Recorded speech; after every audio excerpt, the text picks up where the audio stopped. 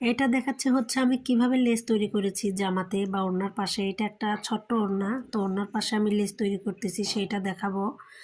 আপনারা খুব খেয়াল করে দেখবেন। আমি কুশি কাটা 2 বার পেঁচ দিয়ে নিয়েছি আর 3 বারে ছাড়ছি। 3 বার ছাড়ার পর আমি 3টা চেন দিয়ে নিয়েছি।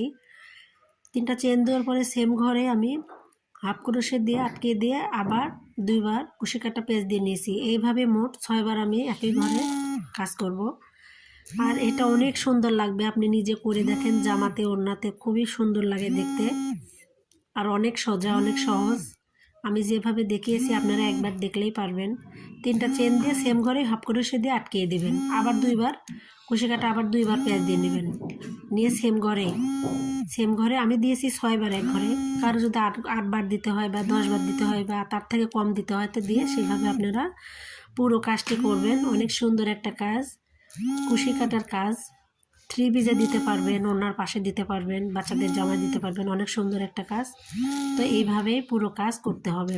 আর কোনো চেন দিইনি, কোনো চেন না দিয়েই পরের ঘরে আটকে দিয়েছি।